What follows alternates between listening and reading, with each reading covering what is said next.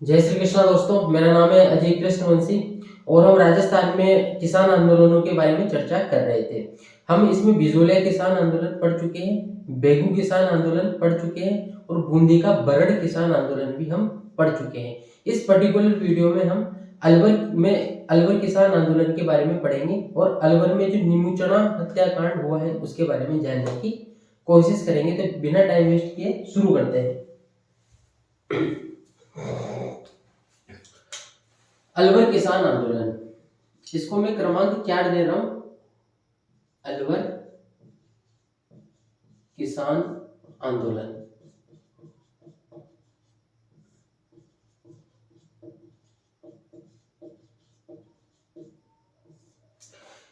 अलवर किसान आंदोलन से संबंधित एक महत्वपूर्ण घटना है जिसका नाम है नीमूचना हत्याकांड।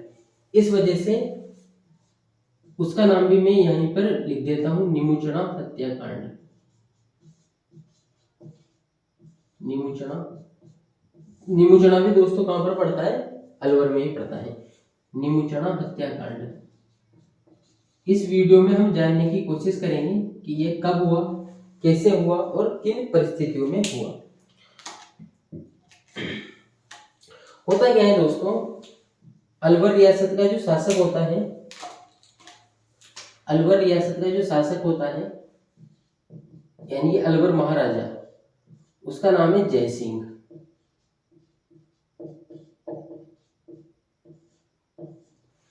अलवर रियासत का महाराजा जय सिंह एक फरमान जारी करता है कि जो भी जंगली सुअर है उनको नहीं मारा जाएगा। यानी कि जंगली सुअरों को मारने पर उसने क्या लगा दिया? प्रतिबंध लगा दिया। क्यों लगा दिया? क्योंकि ये जंगली सुअरों का मांस वगैरह गोश्त में प्रयोग करते थे। इस वजह से जंगली सुअरों को मारने पर प्रतिबंध लगा दिया था। तो उसके क्या परिणाम निकले? जब जंगली सुअरों को मारने पर प्रतिबंध लगा दिया तो ये जंगली सुअर किसानों की खड़ी फसल को बर्बाद कर देते थे। यानी कि जो किसानों की फसल होती थी उसको ये नष्ट कर दिया करते थे, जिससे किसानों को बहुत ज्यादा नुकसान उठाना पड़ता था। तो किसानों की मांग थी कि इन जंगली सुअरों को मारने पर जो प्रतिबंध लगाया हुआ है रियासती सरकार द्वारा, उस प्रतिबंध को हटा दिया जाए। लेकिन अलवर का जो शासक है जय सिंह इसके पक्ष में नहीं था और यही आंदोलन का कारण बनता है, जो कि जंगली सुअरों के प्रतिबंध से शुरू होता है। ऐसा कहा जाता है जब ये आंदोलन चल रहा था तो उस समय अलवर रियासत का 3/4 भाग खालसा था। खालसा का मतलब क्या होता है? यानी कि अलवर रियासत की जो कुल कृषि भूमि थी उसका 3/4 भाग खालसा था। खालसा मतलब ऐसी भूमि जिस पर रियासत का सीधा साधा नियंत्रण हो, यानी कि जिस पर महाराजा का नियंत्रण हो और महाराजा किसानों से कृषि करवाता है और उसकी जो उपज होती है उस पर लगान वगैरह और बेट बेगार जो भी प्रथाएं हैं वो उनसे वसूल की जाती थी किसानों से। तो 3/4 भाग खालसा था तथा 1/4 भाग जिस पर सामंतों का अधिकार था और सामंत भी किसानों की जरिए खेती करवाया करते थे। तो किसानों की मांग थी कि जंगली सुअरों को मारने पर जो प्रतिबंध रियासती सरकार यानी कि अलवर महाराजा द्वारा लगाया गया है उसको हटा दिया जाए। आंदोलन प्रारंभ होता है 1921 में। 1921 में आंदोलन प्रारंभ किया जाता है अलवर रियासत के किसानों द्वारा और आंदोलन जैसे ही तेज होता है तो इस आंदोलन की चेतना, इस आंदोलन की खबर और इस आंदोलन का प्रभाव जय सिंह पर भी पड़ता है और जय सिंह पर दबाव पड़ता है और जय सिंह जंगली सुअरों पर मारने पर जो प्रतिबंध था उस प्रतिबंध को हटा देता है। तो प्रतिबंध समाप्त कर दिया जाता है। लेकिन इसका मतलब ये नहीं है कि अलवर रियासत में ये जो आंदोलन शुरू किया गया था वो आंदोलन समाप्त हो चुका है। अब आंदोलन का दूसरा चरण भी शुरू होता है। कैसे होता है? 1923, पहले इसको हटा देते हैं हम। ये वाला किस्सा अपना समाप्त हो चुका है, जंगली सुअरों वाला।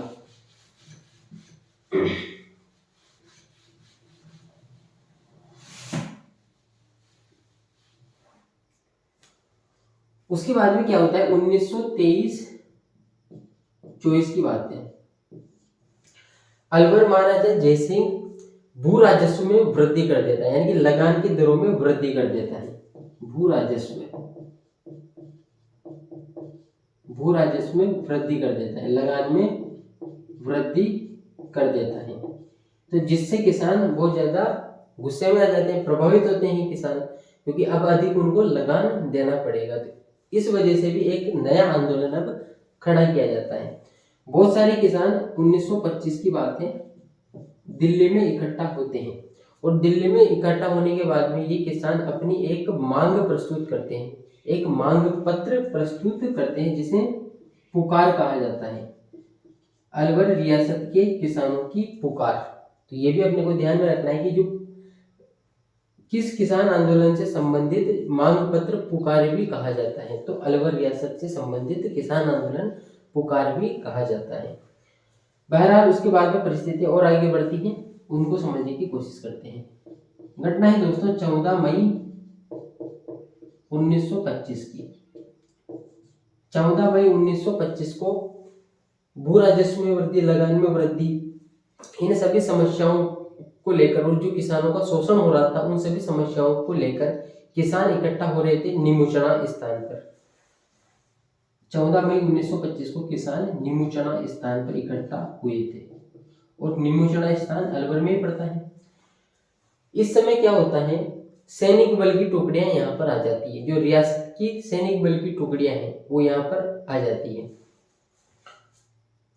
यहाँ पर आ जाएगा सैनिक बल, यानी कि जो राज्य की पुलिस होती है वो यहाँ पर आ जाती है, और इस सैनिक बल का कमांडर होता है छाजू सिंह। ऐसा कहा जाता है कि 14 मई 1925 को निमुचना नामक स्थान पर लगभग 800 किसान एकत्रित थे। सैनिक बल यहाँ पर आ जाता है, और इसका जो कमांडर था सैनिक बल का, उसका नाम था छाजू सिंह। छाजू सिंह, इस छाजू सिंह द्वारा सैनिक बल को आदेशित किया जाता है, और इसके द्वारा भी ये कार्यवाही प्रत्यक्ष रूप से की जाती है। लगातार मशीन गनों द्वारा फायरिंग की जाती है, अंधाधुंध फायरिंग की जाती है, जिससे किसानों में अफरा तफरी मच जाती है, बहुत सारे किसानों को गोलियां लगती है।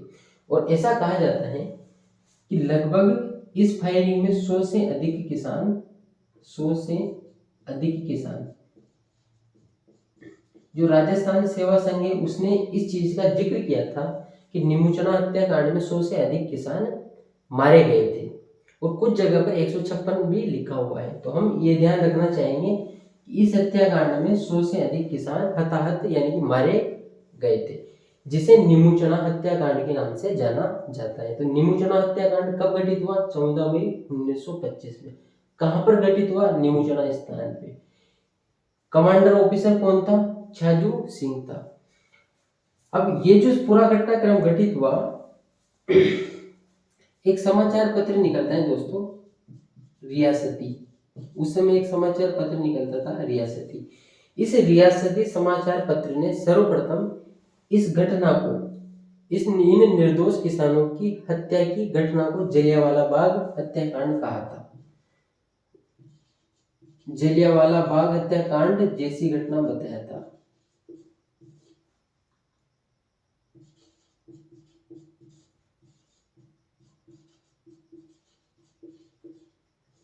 रियासती अखबार ने सर्वप्रथम इस घटना को जलियांवाला बाग हत्याकांड जैसी घटना बताया था। उसके बाद में जिक्र आता है महात्मा गांधी का।